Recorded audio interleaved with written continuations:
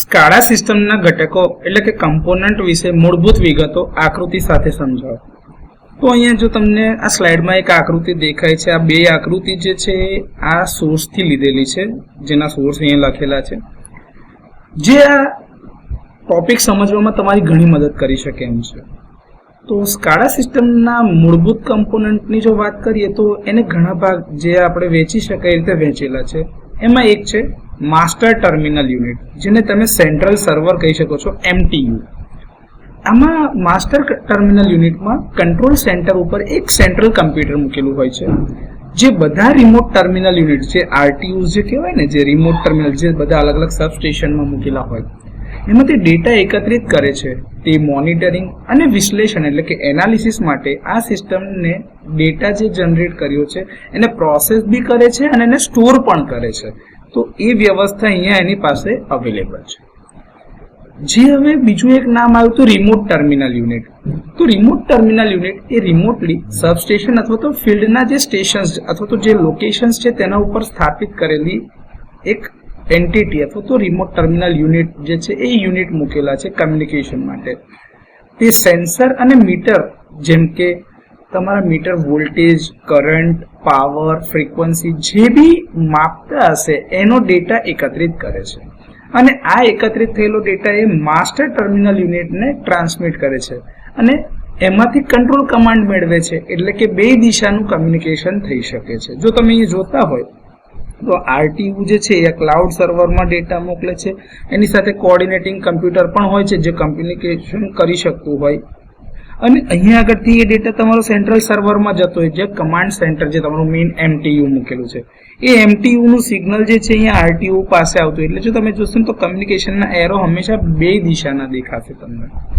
તો જો તમે જોતા હોય તો આ રહ્યું સુપરવાઇઝરી કંટ્રોલર અથવા તો કોમ્પ્યુટર જે છે RTU સાથે કમ્યુનિકેટ કરી રહ્યું છે બાય ડાયરેક્શનલી. હવે આમાં જે છે ફિલ્ડ ડિવાઇસીસ એ તમારા મુખ્ય હીરો, જેને સેન્સર અથવા તો એક્ચ્યુએટર્સ કહેવાય છે. એ વોલ્ટેજ, કરંટ, તાપમાન, પ્રેશર, ફ્રીક્વન્સી આ બધા પરિમાણ અથવા તો જે ક્વોન્ટિટી છે એને માપે છે.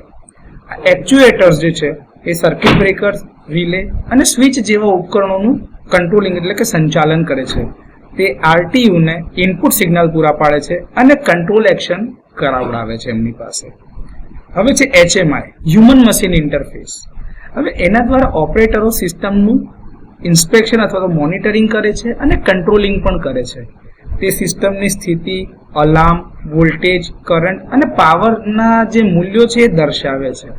એ ઓપરેટરને સિસ્ટમને આદેશો જારી કરવા માટેની છૂટ આપે છે, એટલે કે જે કમાન્ડ મળે છે એના આધારે કામ કરે છે.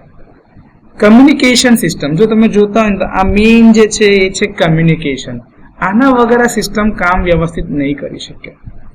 તો કમ્યુનિકેશન સિસ્ટમ જે છે એ માસ્ટર ટર્મિનલ યુનિટ અને રિમોટ ટર્મિનલ યુનિટ વચ્ચે લિંક જોઈન્ટ કરે છે અથવા તો પ્રદાન કરે છે.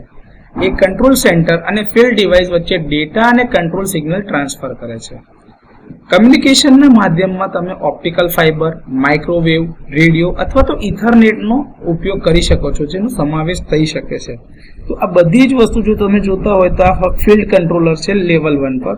આ તમારા PLC જે HMI મૂકેલા હોય જે કંટ્રોલિંગ માટે છે, એ કમ્યુનિકેશન થાય છે લેવલ 3 પર. તમારા લોકલ સર્વર્સ છે એના જોડે અહીંયા ક્લાઉડ સર્વર મૂકેલા છે જે એના પછીના લેવલ પર છે, અને છેલ્લે ફાઇનલ લેવલ ઉપર તમારું આ MTU માસ્ટર ટર્મિનલ યુનિટ મૂકેલું છે.